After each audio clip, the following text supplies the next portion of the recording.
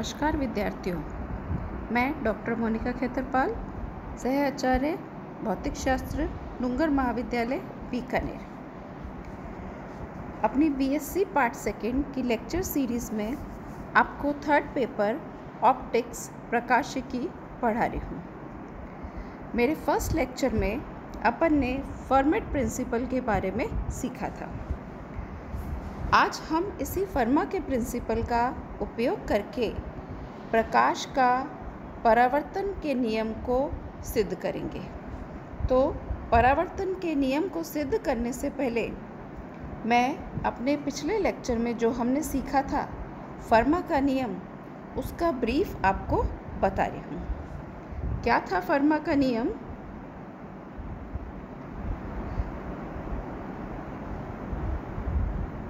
फर्मा के नियम के अनुसार हमारे पास एक प्रकाश की किरण है जो कि इनिशियल पॉइंट ए से स्टार्ट हो रही है और इस प्रकाश किरण को अंतिम बिंदु बी तक जाना है।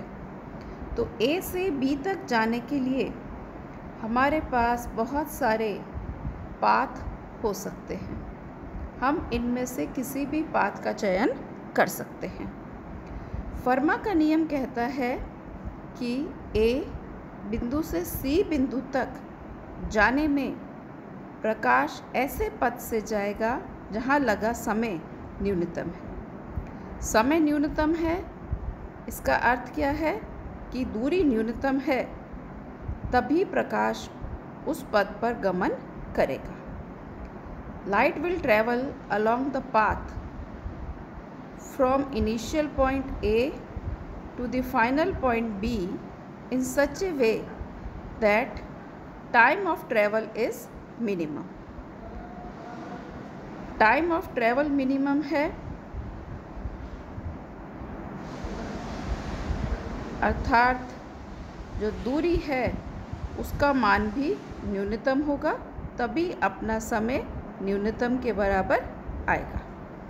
और अपने को पता है कि ए से बी तक अगर हम ये विभिन्न पाथ बना रहे हैं तो इनमें से समय किस में कम लगेगा?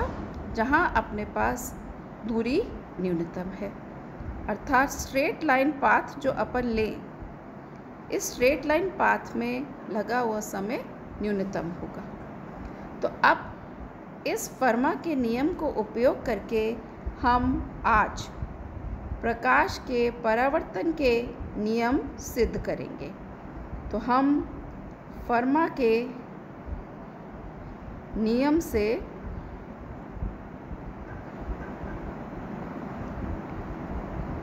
नियम द्वारा परावर्तन के नियम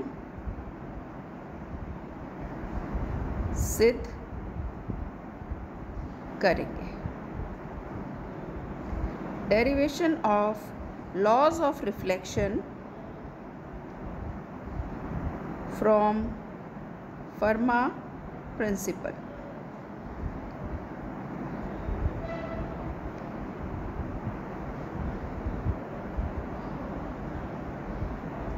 तो लॉ ऑफ रिफ्लेक्शन हमारे क्या है?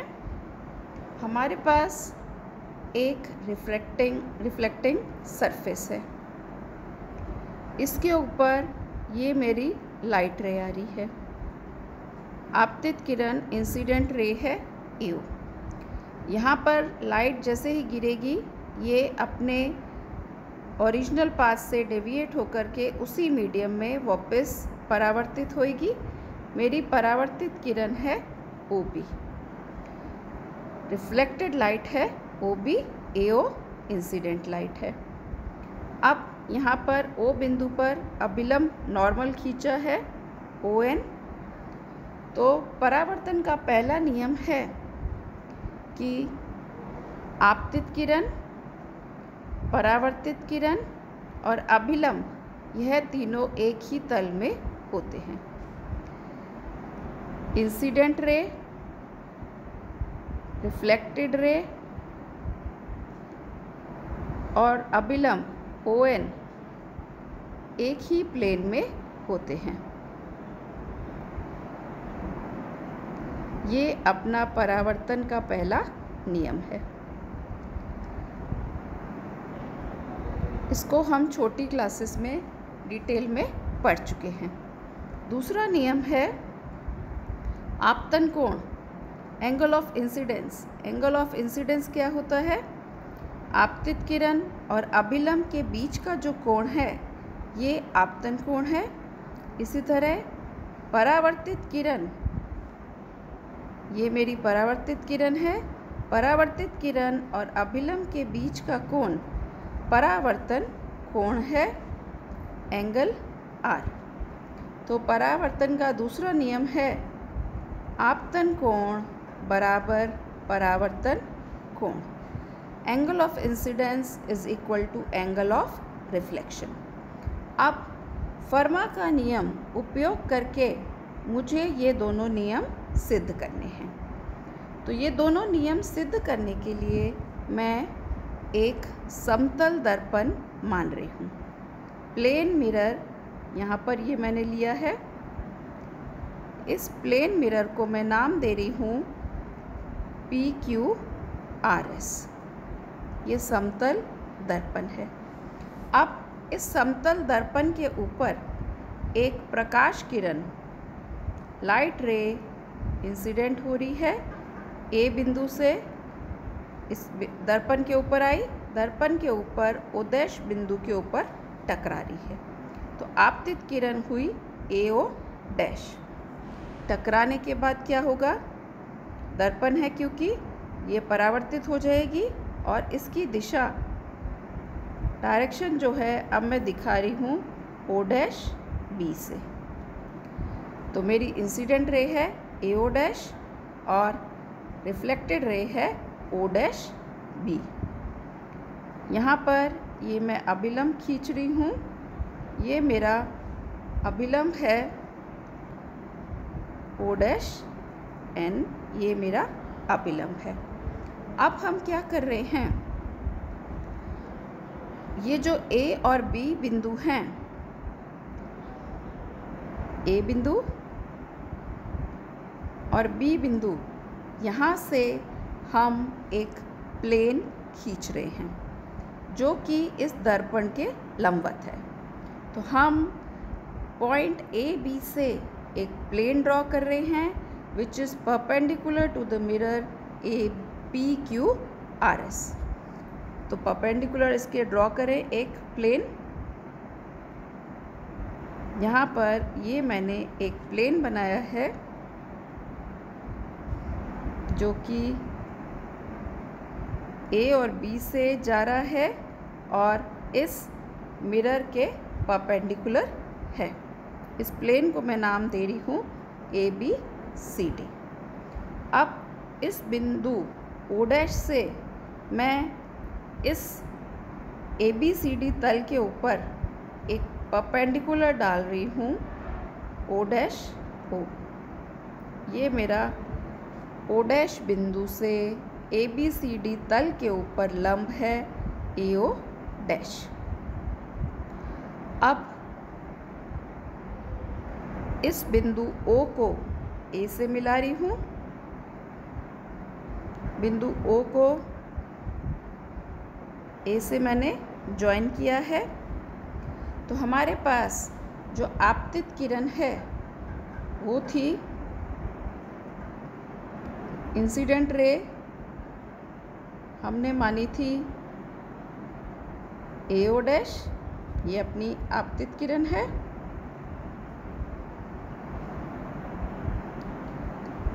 O डैश बिंदु पर आने पर परावर्तित हो रही है। परावर्तित किरण है मेरी O डैश भी। तो परावर्तित किरण रिफ्लेक्टेड रे परावर्तित किरण है अपनी O डैश B। तो मेरा कुल लाइट का जो डिस्टेंस आ गया, प्रकाशीय पथ, ऑप्टिकल पाथ, जिसको कि हम प्रकाशीय पथ कहते हैं। प्रकाशीय पथ कितना आ गया अपना? प्रकाशीय पथ हो गया AO dash plus O dash B. और अपन चित्र से देखें, ये मेरे पास दूरी है ए ओ डैश। ये जो दूरी है ये हमेशा दूरी ए ओ से बड़ी है। इसी तरह परावर्तित किरण के लिए देखूं मैं, ओ डैश बी जो दूरी है ये ओ बी से बड़ी है। तो हमारे पास जो दूरी है ए ओ डैश ये ए ओ से बड़ी है, और इसी प्रकार ओ डैश बी दूरी ओ बी से बड़ी है। इन दोनों को मैं जोड़ लूँ तो क्या आ जाएगा, A O dash plus O dash B, ये मान बड़ा होना चाहिए ए ओ प्लस ओ बी के मान से। तो हमारे पास हम फर्मा का नियम जानते हैं कि प्रकाश उस पथ पर चलेगा जिसमें कि लगा हुआ समय न्यूनतम हो। समय न्यूनतम है अर्थात दूरी का मान भी न्यूनतम होना चाहिए। तो दूरी का मान इस कंडीशन से अपन देखें, न्यूनतम कब होगा, जब बिंदु O और O डैश समपाती हों।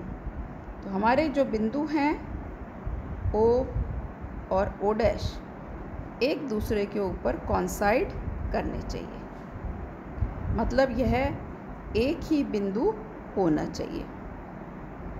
तो हमारी आपतित किरण क्या हो गई, अगर O बिंदु O डैश पे आ गया तो आपतित किरण को हम कहेंगे ए ओ। ये मेरी आपतित किरण आ गई ए ओ। इसी तरह परावर्तित किरण आ गई ओ बी। तो अब आपतित किरण को मैं इंसिडेंट रे को लिखूंगी ए ओ, और मेरी परावर्तित किरण है रिफ्लेक्टेड रे, ये मेरी हो गई ओ बी। और अपना नॉर्मल अभिलंब क्या था, अभिलंब है अपना ओ एन। चित्र में अपन देखें ए ओ, ओ बी और ओ एन को, ए ओ, ओ बी और ओ एन, यह जो हैं तीनों किरणें यह एक ही तल में है। और तल कौन सा था, हमने दर्पण के लंबवत एक तल खींचा था उसमें है। तो हमने सिद्ध कर दिया परावर्तन का पहला नियम कि आपतित किरण, परावर्तित किरण और अभिलंब ओ एन, यह तीनों एक ही तल में स्थित है।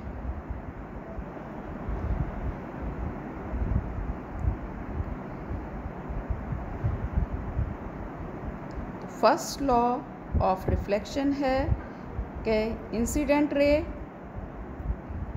रिफ्लेक्टेड रे,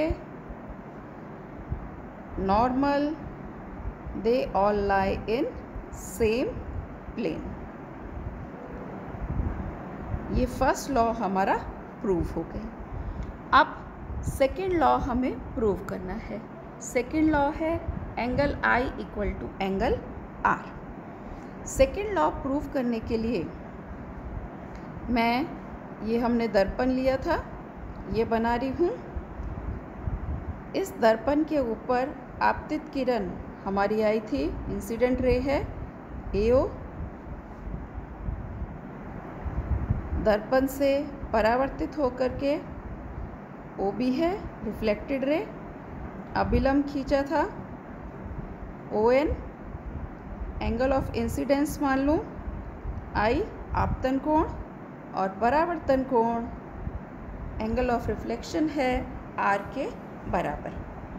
अब ये जो ए बिंदु है, इस ए बिंदु से मैं एक लंब खींच रही हूँ। ये जो दूरी है ए डी, इस दूरी को मैं मान रही हूँ एम के बराबर। इसी तरह ये जो बी सी दूरी है ये एन है, और आपतित किरण की लंबाई यू, परावर्तित किरण ओ बी है मेरे पास वी के बराबर। मुझे सिद्ध करना है कि एंगल आई और एंगल आर बराबर हैं। यहाँ पर ये वाला कोण और ये कोण बराबर होंगे। इसी तरह यहाँ पर अपन देखें एंगल आर और ये वाला एंगल बराबर होंगे, तो ये वाला एंगल कितना आ गया आई के बराबर, और इसी तरह ये मेरा आ गया आर के बराबर। तो हम प्रकाश द्वारा तय किया हुआ कुल समय निकालें। दूरी पहले देखें कितनी है, दूरी तय कर रहा है AO प्लस OB, ये तो हो गई दूरी। और मैं प्रकाश का वेग ले लूँ। प्रकाश का वेग हमें ज्ञात है, हम कितना लेते हैं c के बराबर। तो समय क्या आ जाएगा कि वेग बराबर क्या होता है दूरी बटा समय। तो समय का मान आ गया दूरी बटा वेग। दूरी है AO प्लस OB बटा वेग है c, और AO चित्र में कितना है, चित्रानुसार AO का मान है U के बराबर और OB का मान है V के बराबर। तो हम इसको लिखते हैं U प्लस V बटा C। अब मुझे U और V के मान निकालने हैं। तो U का मान निकालने के लिए मैं ट्रायंगल ले रही हूँ, ट्रायंगल ADO। इस ट्रायंगल के अंदर कॉसाई का मान कितना आ जाएगा, ट्रायंगल ADO में कॉसाई कितना आएगा, कॉसाई आएगा AD अपॉन AO। AD अर्थात AD क्या है अपना M, और AO है मेरे पास U के बराबर। M बराबर क्या आ जाएगा,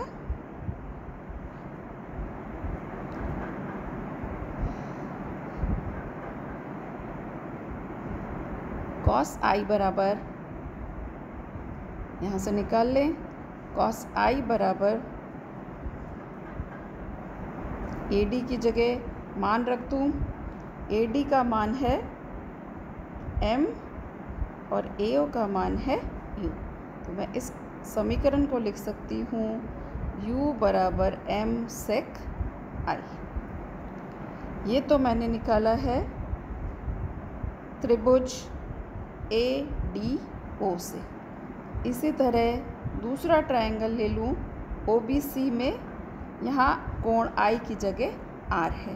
तो ऐसी इक्वेशन इस ट्रायंगल के लिए लिखूँ। ट्रायंगल BOC के लिए मेरे पास आ जाएगा V बराबर M की जगह N और I की जगह R। तो U और V के मान आ गए। तो यहाँ U का मान और V का मान मुझे ज्ञात हो गया।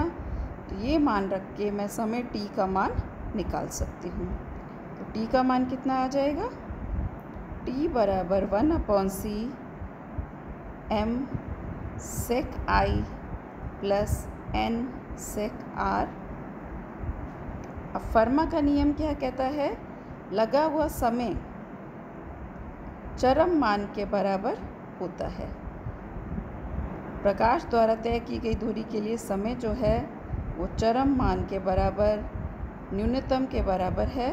तो हम इसको डिफरेंशिएट कर दें। तो पहला डिफरेंशियल कितना आना चाहिए, चरम मान एक्सट्रीमम वैल्यू का डिफरेंशियल 0। तो इसको डिफरेंशिएट कर दूं, इक्वेशन क्या आ जाएगी 1/c sec I का डिफरेंशियल कर लें। सेक का होता है सेक थीटा टेन थीटा, तो M sec I tan I di। इसी तरह नेक्स्ट टर्म का भी आ जाएगा M sec I tan I di plus N sec R tan R dr, ये बराबर 0। अब न्यूनतम की स्थिति के अंदर 0 है, क्योंकि फर्मा का नियम के अनुसार। इसको हम आगे सिंप्लीफाई कर लें। यह आ जाएगा अपना M sec I tan I di बराबर minus N sec R tan R dr। एक समीकरण हमने ये निकाला है। अब चित्र से अपन देखें, अपने पास ये जो दूरी है D से O, फिर O से C की दूरी, ये हमेशा निश्चित रहेगी, कांस्टेंट है DO प्लस OC। तो मैं लिख सकती हूँ दूरी DO प्लस OC बराबर नियत। अब त्रिभुज से DO का मान मैं निकाल रही हूँ। चित्र में DO का मान मुझे निकालना है, तो ट्रायंगल ADO में ये जो हमने cos i लिखा था जिस त्रिभुज में, tan का मान लिखूँ तो tan i कितना आएगा यहाँ इस त्रिभुज में, tan i बराबर DO अपॉन AD। DO का मान निकल जाएगा यहाँ से, और AD का मान कितना है m के बराबर, तो DO बराबर क्या आ गया m tan i। इसी तरह इस वाले ट्रायंगल में OC का मान कितना आ जाएगा n tan r के बराबर। तो मेरा जो इक्वेशन है DO और OC का मान रख दूँ, m tan i plus n tan r बराबर नियत। ये इक्वेशन आ गई। डिफरेंशिएट कर दूँ, tan का sec square m sec square i D plus n sec square r dr बराबर, राइट हैंड साइड में आ जाएगा नियत का डिफरेंशियल 0। इसको लिख लूँ m sec square i D बराबर minus n sec square r dr। तो एक समीकरण हमने ये निकाल लिया। अब इन दो समीकरणों का पहला ये निकाला था हमने, और दूसरा समीकरण इन दोनों को मैं डिवाइड कर रही हूँ। तो समीकरण 1 व 2 से इक्वेशन 1 और 2 को यूज़ कर लें, डिवाइड कर लें। तो मेरी लेफ़्ट हैंड साइड यहाँ है m sec i tan i D, और यहाँ क्या है m sec square i D. Divide करने से आ जाएगा tan i upon sec i, ये तो आ गई लेफ़्ट हैंड साइड। इसी तरह राइट हैंड साइड आ जाएगी tan r upon sec r। tan की जगह sine i upon sine r, sec की जगह 1 अपॉन कॉस i। इसी तरह इस साइड में भी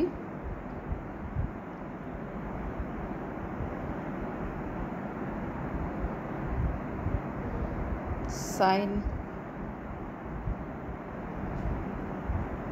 कॉस है sine i upon cos i, और यहाँ पे sine r upon cos r divided by 1 upon cos r। ये क्या आ गया सॉल्व करके, sine i equal to sine r। क्या अर्थ है, angle I equal to angle R। तो क्या नियम आ गया, आपतन